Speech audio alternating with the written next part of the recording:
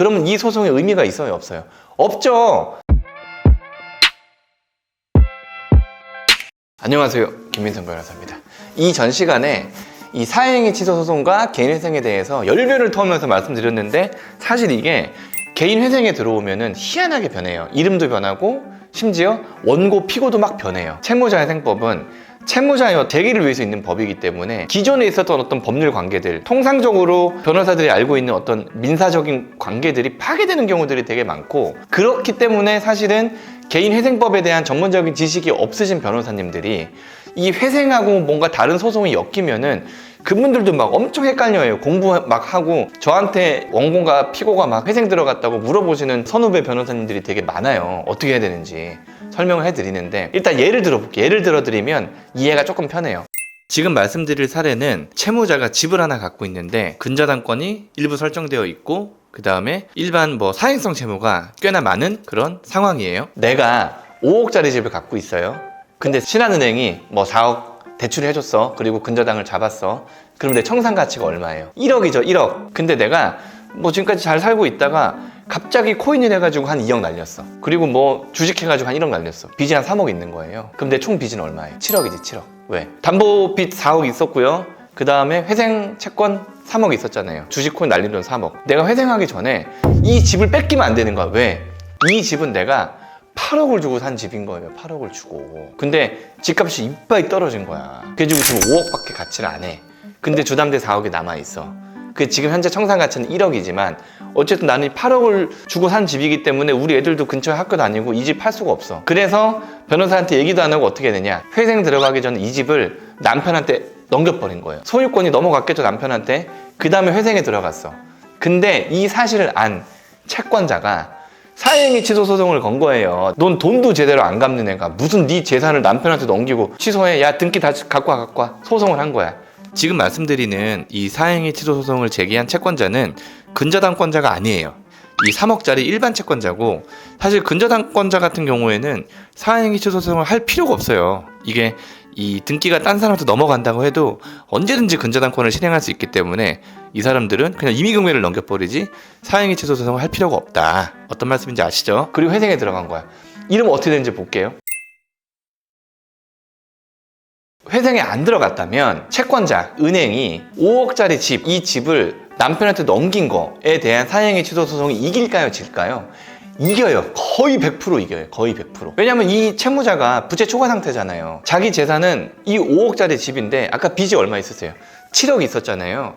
빚이 7억이 있는 상황에서 내가 하나밖에 없는 나의 재산인 이 재산을 남편한테 팔았어. 아니면 증여했어. 아니면 딴 사람한테 팔았어. 라고 하는 건 사회행위인 거예요. 빚을 안 갚으려고 넘긴 거잖아요. 이 집이 경매 넘으면 안 되니까. 그리고 사회의사가 추정이 돼. 대법원에서 야, 부채 초과 상태에서 너 하나밖에 없는 부동산 재산을 딴 데를 판 거는 그거는 채권자를 해야 할 의사가 충분히 있는 거야. 그거 없었다고 얘기하지 마. 라고 하면서 수익자, 채무자의 사회의사를 추정을 해버려요. 회생 들어가기 전에 채권자는 무조건 이겨요. 무조건. 근데 회생에 들어왔다. 회생에 들어오면 이렇게 쏙 변해. 어쩐지 보세요. 회생에 들어오면 이 은행은 남편한테 등기 없애라고 할 거란 말이에요. 근데 왜 없애라고 하는 거예요? 자기가 변제 받으려고. 이 채무자한테 재산이 이거밖에 없었는데 그 하나밖에 없는 걸 네가 갖고 가면 어떻게, 내가 경매 넘겨야 되는데 갖고 와, 빨리 도로 갖고 와 라고 하는 거예요. 갖고 왔어. 경매 넘길 수 있어요? 못 넘겨요. 왜? 회생 진행 중이니까 못 넘긴단 말이야. 얘는 일반 채권자예요. 일반 채권자. 일반 채권자는 강제 경매를 못 하게 돼 있어요. 그럼 어떻게 하게 돼 있느냐? 변제 계획안에 따라서 변제받도록 돼 있단 말이에요. 그러면 이 소송의 의미가 있어요, 없어요? 없죠. 내가 내 마음대로 변제받지도 못하는데 내가 경매를 넘겨봐야 돈을 받지도 못해. 그 돈만큼을 받지도 못하기 때문에 경매 넘기는 게 의미가 없단 말이야. 그러면 채권자 너무 억울하잖아요. 그러면 어떻게 해야 돼? 법원에서 청산 가치를 이빨 잡아버리는 거예요. 그게 뭐냐면 아까 5억짜리 시세였는데 4억이 근저당이 있으니까 1억이 청산 가치인 거잖아요. 이 남편한테 집 갖고 와 라고 하는 게 아니라 그 집이 1억 원의 가치가 있었으니까 1억은 채무자 네가 청산 가치 반영해, 이렇게 얘기하는 거예요. 이 집이 돌아와가지고 경매를 넘겨서 예상되는 1억이랑 그 다음에 청산 가치 1억이랑 그 금액은 똑같잖아요.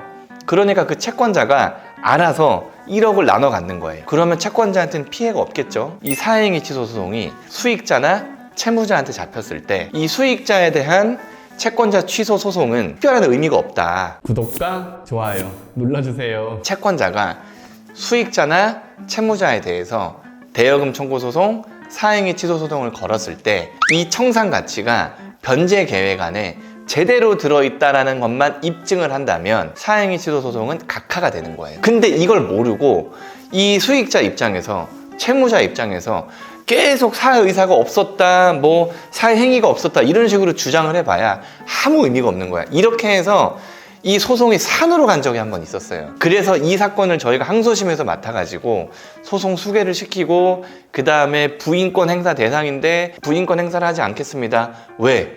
아니 청산가치에 제대로 반영되어 있고 채무자는 이 변제 계획에 따라서 변제를 하고 있는데 무슨 소리냐, 이걸 각하시켜야 된다 라고 해서 각하된 사건이 있었단 말이에요. 추가로 개인회생을 진행하거나 아니면 진행하기 전에 뭐 대여금 반환 소송이라든가 아니면 각종 돈을 달라라는 그런 소송들이 있을 수가 있잖아요. 그런 것들은 그냥 일반적인 회생 채권인 거고 그 변제 계획안에 따라서 변제를 받을 거기 때문에, 그래서 사실은 이 소송이 뭐 이기든 지든 뭐 크게 상관없는 거예요. 다만 우리가 억울한 경우에는 사실 채권자한테 돈을 주기 싫을 거잖아요. 그런 경우에는 우리가 소송을 통해서 이 채권은 원래 없는 건데 원고가 억지 부리는 거다 라고 해서 원고의 청구를 기각할 수 있는 뭐 그런 방법들도 있지만, 사실은 우리가 뭐 진다 해도 그냥 회생 채권에 반영해가지고 뭐 변제 계획을 짜가지고 갚으면 되기 때문에 큰 어떤 그런 위험성이 없다. 그것도 한번 알아두시면 좋을 것 같아요. 이 회생 진행 중이나 아니면은 회생 진행하기 전에 민사소송에 대해서는 사실 크게 걱정할 필요 없어요. 결국 회생으로 다 처리될 거기 때문에.